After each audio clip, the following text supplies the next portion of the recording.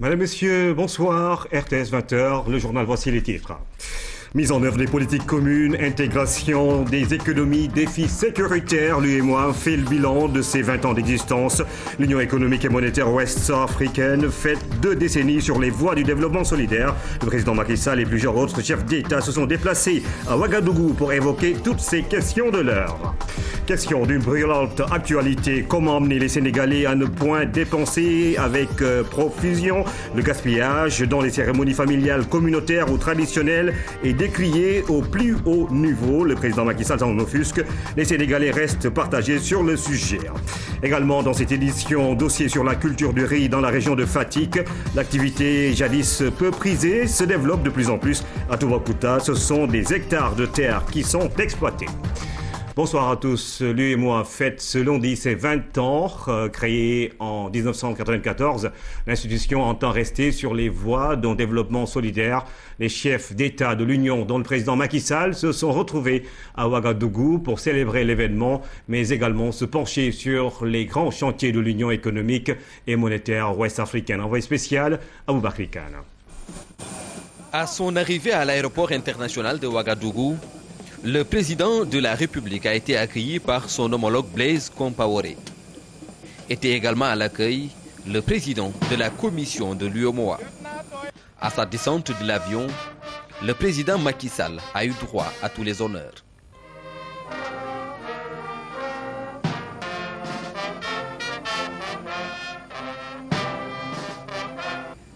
À Ouagadougou, le chef de l'État est venu prendre part à la cérémonie commémorative du 20e anniversaire de la création de l'UEMOA, Union économique et monétaire ouest-africaine.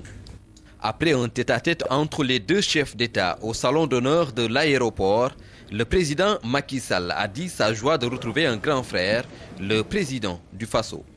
Le 20e anniversaire sera l'occasion pour l'Union de faire le bilan de ses activités. Beaucoup de choses se sont passées depuis 20 ans. Notre union monétaire s'est renforcée dans ses institutions, dans ses moyens d'intervention. Aujourd'hui, nous sommes dans une phase de mise en œuvre réellement des politiques communes. Et nous sommes rentrés le mois dernier de Dubaï où nous avons été faire la promotion du programme économique régional avec plus de 10 000 milliards de francs CFA qui doivent être mobilisés. C'est dire que nous sommes vraiment à l'heure de l'intégration de nos économies. La rencontre devrait également permettre aux États membres de l'institution économique et monétaire ouest-africaine de passer en revue les défis actuels et futurs de leur organisation. Le défi sécuritaire, naturellement, qui est devenu un défi majeur, défi de la paix dans la sous-région et défi du développement. Prions pour que nos économies soient réellement émergentes, que la zone UEMOA soit une zone de développement, de croissance et, j'allais dire, de richesse, tant pour les ressources que pour les citoyens de la communauté. À l'aéroport international de Ouagadougou, la communauté sénégalaise s'est aussi fortement mobilisée.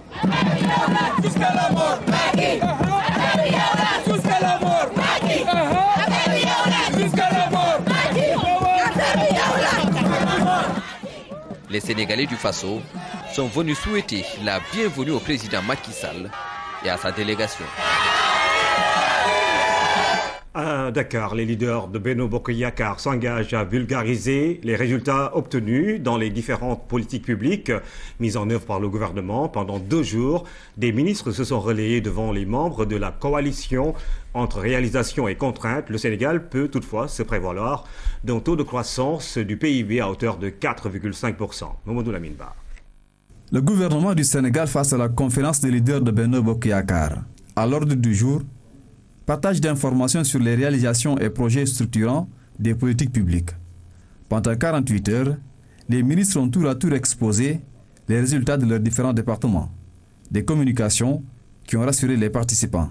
Aujourd'hui, nous pouvons dire sans nous tromper que les leaders de Benno Bokk Yakaar ont été imprégnés, ont pris connaissance et documents à l'appui des politiques déroulées par les 10 ministres, Mor me rectifie, pour pouvoir être le socle de portage de ces politiques à l'endroit des populations.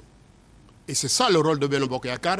L'équité territoriale à travers l'acte 3 de la décentralisation, la transparence dans la gestion des deniers publics, la vertu dans la gouvernance, ce sont là 3 valeurs ressorties dans les exposés des ministres.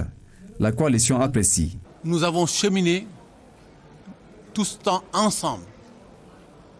Et l'objectif de l'ensemble des membres de cette coalition, c'est de poursuivre de la manière la plus exemplaire, de la manière la plus efficiente, de la manière la plus efficace pour pouvoir constituer l'organe politique du gouvernement du président Macky Sall. Grâce aux ruptures engagées par le gouvernement, le Sénégal s'est inscrit sur une nouvelle trajectoire de développement. Selon le ministre de l'Économie et des Finances, la croissance du PIB est projetée à 4,5% en 2014. Une performance que les leaders s'engagent à vulgariser. Depuis l'avènement de Macky Sall au niveau de ce pays, vraiment des choses intéressantes sont en train d'être menées dans le cadre du développement de ce pays. Donc sa vision, son ambition doivent être connues de tout le monde et ça doit être porté à la base par nous responsables politiques, discuter pour que toutes ces politiques publiques soient, que la population puisse s'en approprier. La rencontre a enregistré la présence de nombreux leaders de la majorité présidentielle. Le dynamisme est enclenché. Un groupe de travail prépare la restructuration de la coalition. Objectif, faire de Benno Bokk Yakaar un instrument de gouvernance efficace. Haro sur le gaspillage dans les cérémonies familiales. Le président Macky Sall invite à moins d'épicurisme. Le chef de l'État s'est prononcé sur cette vieille tare de la société sénégalaise à l'occasion de sa rencontre avec les leaders de Benno Bokk Yakaar. Alors, comment ce gaspillage qui fait débat se traduit-il dans les différentes cérémonies familiales ou communautaires? Qu'en pensent les Sénégalais? Que faire face à ces abus dans un pays en quête d'émergence? Notre reporter Seydina Lundigo met le pied dans le plat. Reportage. Elle est ancrée dans toute société. Célébrée par des cérémonies, les événements d'une vie, la pratique est des plus banales et normale. Quand on organise des cérémonies, on appelle toute la famille, on réunit tout le monde. Père, mère, grand-père, arrière-grand-père, les cousins et les autres. Donc quand tu les réunis, tu es obligé de dépenser pour eux. C'est une retrouvaille que tout le monde apprécie. Seulement, elle prend souvent une tournure aux allures de gaspillage. Cérémonie familiale, c'est fête où la générosité se manifeste avec exubérance, un phénomène que beaucoup fustigent. Contre cela, franchement, ce n'est pas une bonne pratique. On ne peut pas et on ne doit pas travailler toute une période et dépenser l'argent gagné en un jour.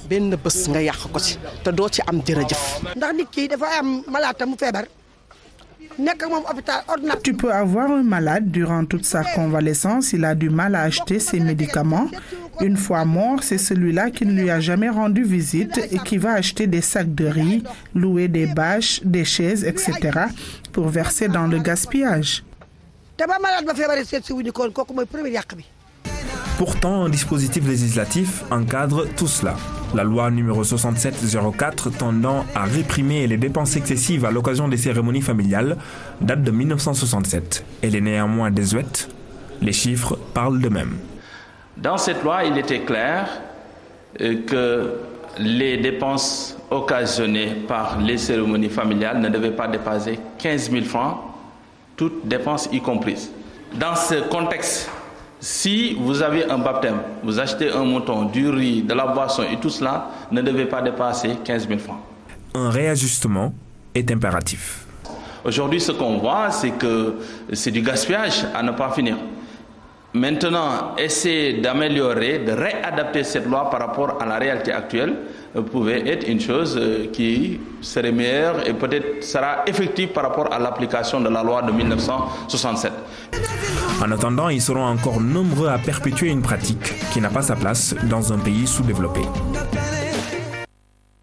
Et puis 20 ans après la dévaluation du franc CFA, l'amicale des commissaires aux enquêtes économiques s'est penchée sur les politiques commerciales sénégalaises à l'épreuve du libéralisme économique. Ce thème a été introduit au cours d'une conférence débat présidée par Alioune Sarr, le ministre du Commerce. Les panélistes sont Elhadj Ibrahima Sall, ancien ministre du Plan, expert économique et financier, et Mame Bouri Ngom, directrice du système financier décentralisé au ministère de l'Économie et des Finances. Le compte-rendu d'Alassane Diédhiou. Ce sujet choisi comme thème de conférence-débat renferme une signification particulière dans un contexte de mise en œuvre sectorielle des objectifs du PSE et de renforcement des instruments de régulation des politiques publiques. Parmi les réformes justement engagées, c'est d'approcher davantage la concurrence au niveau des États. Parce qu'aujourd'hui, il y a des sujets de concurrence. Si on doit les traiter au niveau sous-régional, c'est trop long, c'est trop éloigné de la préoccupation des pays. Et donc, c'est une réforme apportée au niveau sous-régional. Mais nous avons également parlé aussi de la segmentation de la régulation. Vous avez aujourd'hui des régulations sectorielles, comme dans l'énergie, comme dans la télécommunication, comme dans d'autres secteurs. Et vous avez une commission nationale de concurrence qui s'occupe du marché de manière globale. Nous devons aussi articuler justement le travail entre cette commission nationale de la concurrence et les régulations sectorielles pour pouvoir justement avoir un instrument puissant de concurrence qui puisse réguler le marché que nous allons créer. Parce que le plan Sénégal émergent, c'est plus de 10 000 milliards de francs. Pour introduire les débats, deux panélistes de renom. Mame Bouri Ngom Tall, commissaire aux enquêtes économiques, directeur du système financier décentralisé au ministère de l'Économie et des Finances, et Elhadj Ibrahima Sall, ancien étudiant à HEC Paris, ancien ministre du Plan, expert en économie et finances. Regrettant la place insignifiante qui est faite au secteur du commerce et aux enquêtes économiques à travers les différentes politiques économiques qui ont jalonné les plans de développement depuis l'indépendance du Sénégal, les deux conférenciers ont mis l'accent tout particulièrement sur le contexte macroéconomique à l'origine de la déréglementation de 1994. En 1994, on n'avait pas le choix. On avait travaillé pendant plus d'1 an sur des possibilités justement de différer mais ce type d'ajustement, mais que l'on appelle ajustement externe, par des mesures internes de réduction du déficit budgétaire et de tout un ensemble de mesures de réduction des dépenses publiques. Et c'est au bout de cette impossibilité que finalement la France et le Fonds monétaire international nous ont imposé une dévaluation avec des mesures qui étaient destinées à rendre beaucoup plus flexible l'économie. Les Keynésiens, partisans d'un État fort, d'un État-providence et régulateur, et ils étaient nombreux parmi l'assistance, se sont sans doute retrouvés dans les thèses du panéliste Elhadj Ibrahima Sall. Nous n'avons pas le choix, nous n'avons pas le choix parce qu'aujourd'hui, vous avez vu l'environnement international. Nous sommes d'abord membres de l'OMC et l'OMC a pour credo la libéralisation accrue du commerce. Cette rencontre a été l'occasion pour le ministre du Commerce de rappeler le rôle important des commissaires aux enquêtes économiques, un rôle souvent méconnu du grand public. Ces hauts fonctionnaires qui ont une part prépondérante dans les performances enregistrées par l'économie sénégalaise, notamment en termes de politique commerciale. Des hectares de terres emblavées pour la culture du riz, c'est une véritable révolution agricole qui se dessine dans le Sine, la région de Fatick. L'activité implique plusieurs acteurs et les rendements obtenus sont prometteurs. Le riz consommé est produit sur place. C'est le cas à Toubacouta où plusieurs partenaires accompagnent ce nouveau processus. Claire Diop. Dans la région de Fatick, un peu après Sokone, sur des hectares de terres cultivées, pas d'arachide, ni de mil, ni de maïs, mais du riz. Et pourtant, nous sommes bel et bien au cœur du bassin arachidier. Ici, la vallée polarise les communautés rurales de Toubacouta et de Kersambagaï. La riziculture s'y développe. Plus de 200 familles des 22 villages environnants y travaillent. L'aventure a commencé en 2007 avec quelques 3 hectares exploités et seulement 700 kg de production. Aujourd'hui, les surfaces cultivées ont connu une extension avec plus de 2000 hectares emblavés. En moyenne, 3 tonnes de rendement à l'hectare sont enregistrées. Une innovation de taille dans cette partie du Sénégal. Aujourd'hui, il y a une innovation qui permet à ceux qui n'ont pas de bas-fond de faire du riz et de pouvoir vivre de ce riz cultivé dans le champ. Cette année, nous avons, avec 2 partenaires, avec le papier, nous avons emblavé 1900 hectares. Et dans les sites de l'ex-projet Oulanafa, nous sommes autour de 320 hectares que nous encadrons avec ces producteurs-là. Globalement, nous sommes autour de 2200 hectares qui sont appuyés par nos agents qui travaillent en étroite collaboration avec les organisations de producteurs et les coopératives pour en fait relever la production de riz. L'économie de ces localités est basée sur l'agriculture. Celle-ci constitue la principale activité socio-économique. Le discours s'adresse aux producteurs pour les inciter à pratiquer la culture du riz de plateau. Des infrastructures réalisées ont permis d'augmenter le niveau de la production avec comme corollaire le quotidien des populations sensiblement amélioré. L'année dernière, après ma récolte, j'ai eu 70 sacs et moi et ma famille vivons avec tout ça. Aujourd'hui, Dieu merci, ces difficultés ne sont que de mauvais souvenirs. Les rendements sont meilleurs. Nous vivons de notre production. Il y en a beaucoup qui vendent une partie de leur récolte de riz. Hommes et femmes de toute la localité travaillent ici désormais. Maintenant, ça va beaucoup mieux.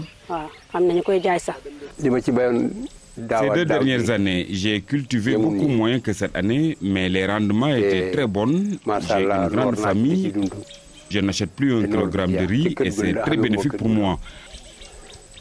Autre endroit, mais même réalité, à Nioro Alassane Tall, tout comme à Keur Alioune Gueye, le constat est identique. Les capacités des producteurs sont renforcées, notamment sur les nouvelles techniques agricoles, le choix des variétés culturelles, la gestion de l'eau, le désherbage, entre autres.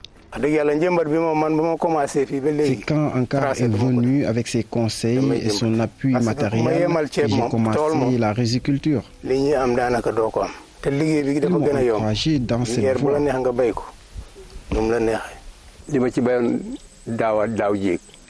Ces 2 dernières années, j'ai cultivé beaucoup moins que cette année, mais les rendements étaient très bons. J'ai une grande famille. Je n'achète plus 1 kilogramme de riz et c'est très bénéfique pour moi. D'ici l'année prochaine, je compte réduire l'espace réservé au maïs. C'est plus bénéfique. Cependant, quelques difficultés persistent encore. Elles ont pour nom manque de matériel agricole, retard de distribution des intrants dans certains endroits. Tout ce qu'on a besoin ici pour le président qui nous aide dans son politique, il nous donne des motocultures et des tracteurs pour qu'on appuie les femmes de Dassilami, Socé, dans la commune de Toubacouta. Ce qui ralentit nos activités, c'est surtout le manque de matériel. Cela constitue un grand problème pour nous. Deuxièmement, il faut doter cette localité d'un ou de plusieurs forages et cela nous permettra de travailler la terre pendant toute l'année. La culture du riz de qualité fait lentement mais sûrement son chemin en dehors des zones traditionnelles que sont la vallée du fleuve Sénégal et la Basse-Casamance. Une bonne production est attendue dans ces hectares emblavés dans cette zone. L'objectif est clair, à l'horizon 2017, produire une quantité importante de riz de qualité pour contribuer grandement à autosuffire le Sénégal en riz.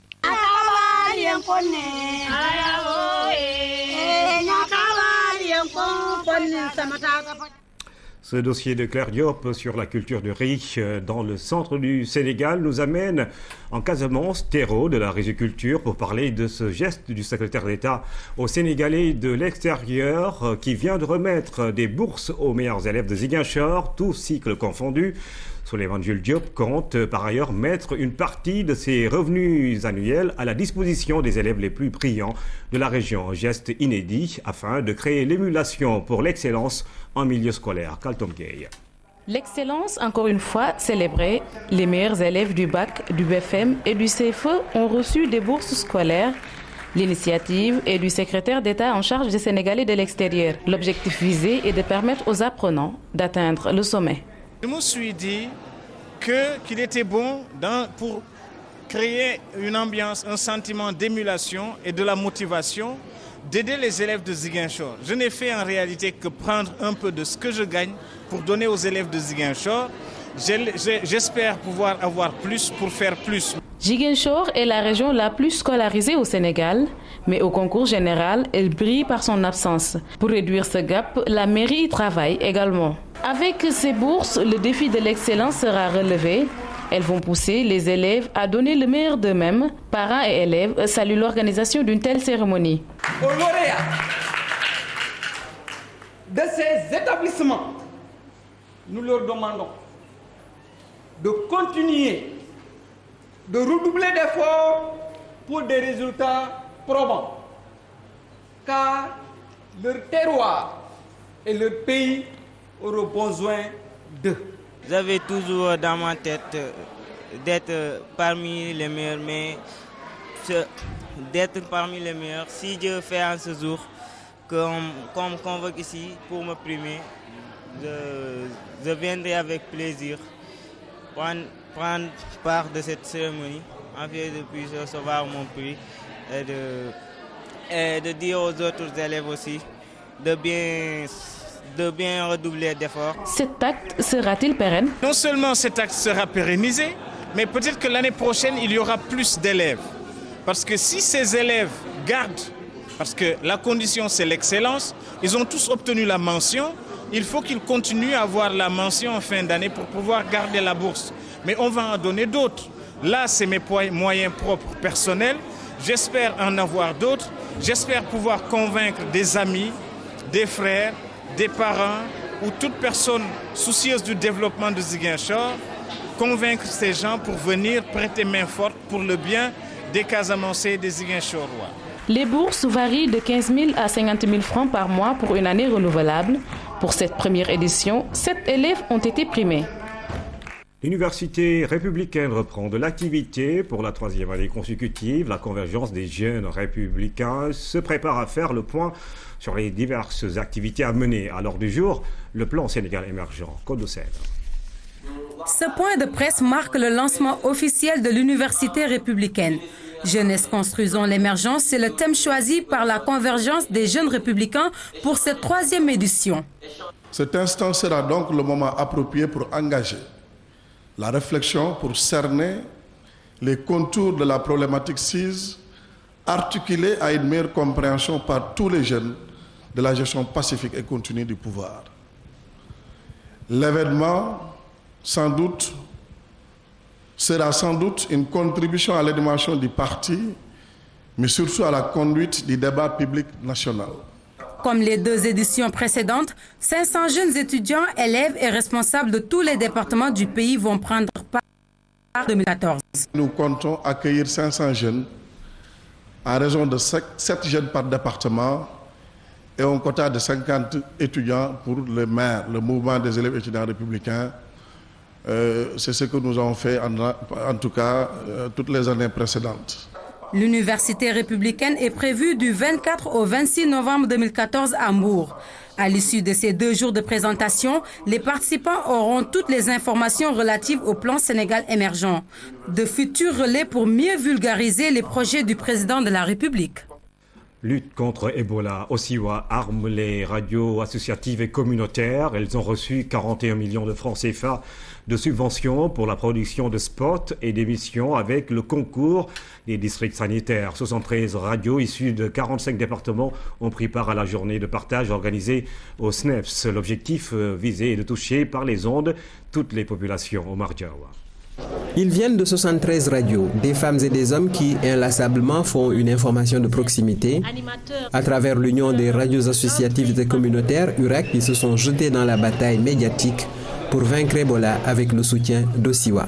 Quand l'Union des radios associatives et communautaires est venue vers nous, pour nous parler de son désir justement d'accompagner l'État du Sénégal, le ministère de la Santé, le ministère de la Communication sur la sensibilisation du public. Osiwa s'est réjoui de cette démarche-là et a aussitôt donné son accord pour accompagner ce programme-là. Pour mener à bien leur mission, Osiwa a accordé à l'URAC une subvention de 41 millions de francs.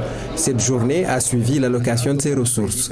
Les autorités du ministère de la Santé ont salué cet engagement pour une sensibilisation large et en profondeur grâce aux ondes.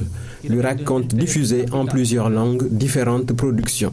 219 émissions, 13 140 spots normalement seront diffusés dans les différentes radios, dans les 73 radios communautaires que compte l'URAC.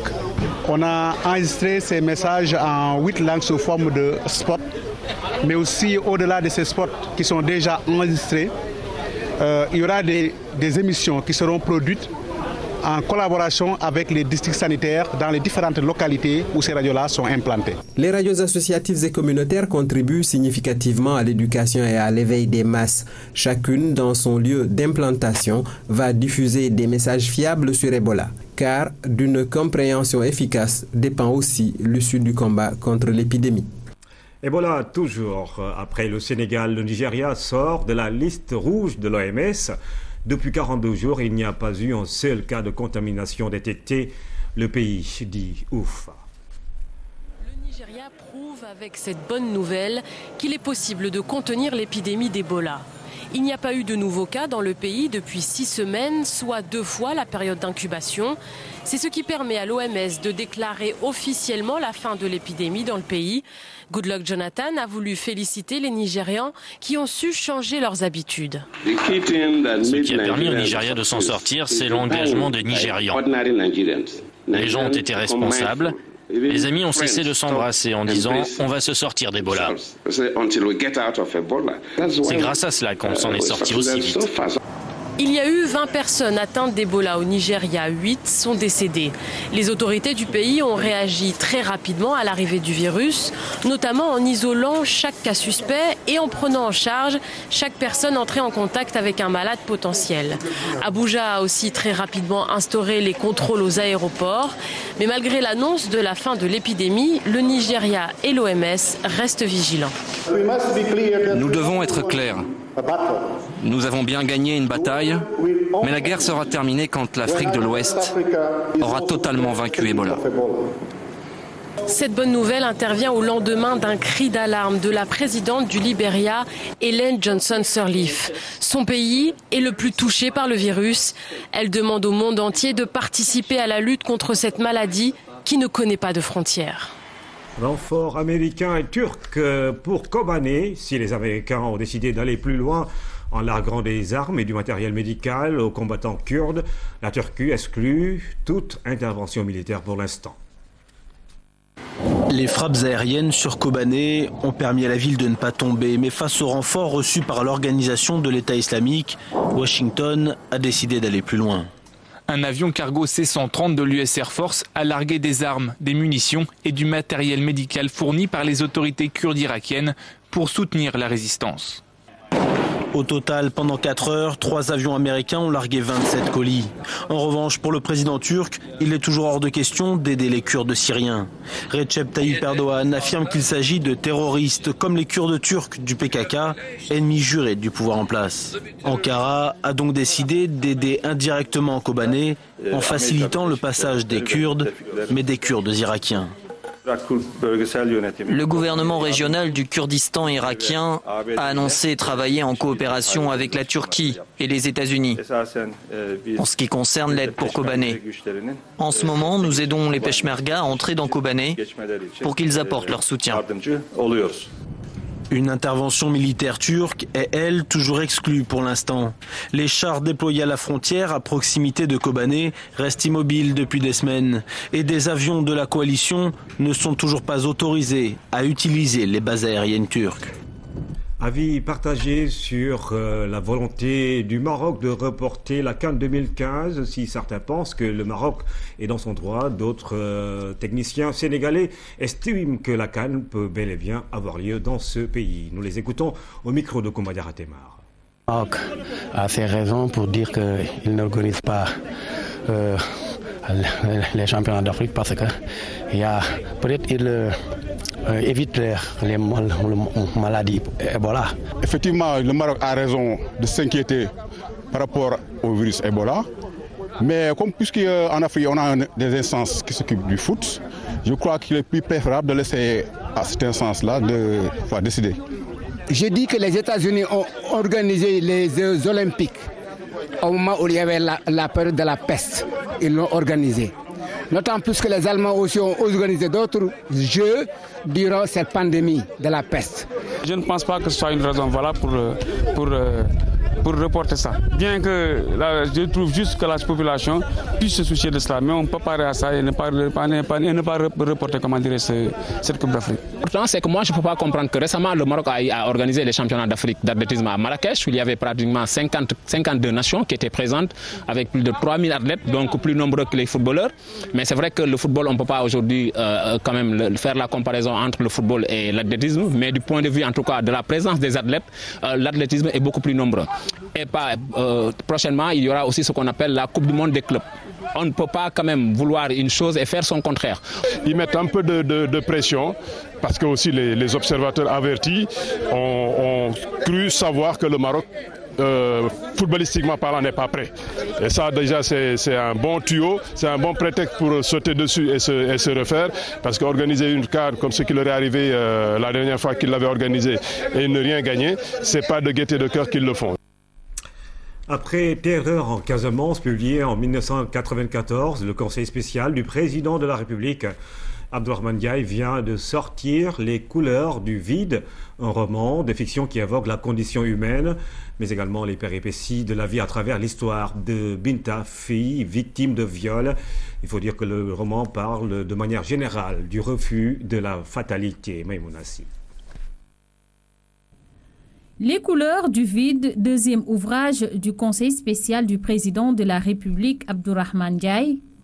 Pour aller plus loin avec lui à la découverte du roman, l'auteur nous reçoit chez lui. Binta, plus jeune, avait été une brillante élève d'un lycée de Thiès. Au mois d'octobre de la classe de terminale, elle s'est fait violer par des forcenés et elle en tombe enceinte. Je ne veux pas raconter toute cette histoire, mais c'est le résultat justement de ce viol qui est un enfant qu'elle a préféré confier à une matrone après l'avoir allaité pendant quelques semaines. 20 ans plus tard, que son mari, encore son nouveau mari d'infortune, est décédé, qu'elle se trouve extrêmement riche en dollars, qu'elle entreprend de prendre sa vie à rebrousse chemin pour exactement mettre des couleurs dans ce vide qu'elle éprouve, ce vide qui est constitué par ce garçon qu'elle appelle. L'histoire de l'héroïne Binta, contée dans ses 194 pages, revient en fait sur les vicissitudes de la vie, la perpétuelle quête du bonheur qui en réalité n'est qu'un long chemin de larmes où il faut accepter de subir ou de refuser la fatalité. Dans mes personnages, je crois que c'est une destinée qu'ils ont décidé de vivre et non de subir. Parce que Tok de Kharial ne nous amènera pas grand-chose. S'il y a d'ailleurs un quartier dont je n'aime pas le nom au Sénégal, c'est le quartier Kharial. Si vous me donnez une maison là-bas, je n'y habiterai pas. Parce que moi, Yalla ne me. Ce roman d'Abdourahmane Ndiaye, professeur d'anglais et passionné de lettres, a été présenté au public en présence des plus hautes autorités de l'État, des personnalités qui ont apparemment saisi tout le sens de l'ouvrage. Ce livre également donne beaucoup de situations, comme la rencontre entre Binta et Mort dans une gargote. Tous les deux sont des Sénégalais. Ils ne se rencontrent pas sur la terre où ils sont nés, où ils ont grandi. Ils se rencontrent ailleurs, un ailleurs où justement les hasards de la vie et du temps les croisent. Et ça donne ce que ça donne. Quand nous partons d'un drame, on peut aboutir à une tragédie, comme le marque la fin du livre, avec ces fameuses retrouvailles entre Binta et son fils Ali Grégoire. Donc c'est une nouvelle vie qui renaît. Les couleurs du vide semblent donc déjà accrocher plus d'un. D'aucuns suggèrent même son introduction dans l'enseignement moyen et secondaire comme livre au programme. Les couleurs du vide ou les couleurs de l'actualité sur la RTS. Madame, Messieurs, merci de suivre l'information tous les jours sur la première chaîne de télévision sénégalaise.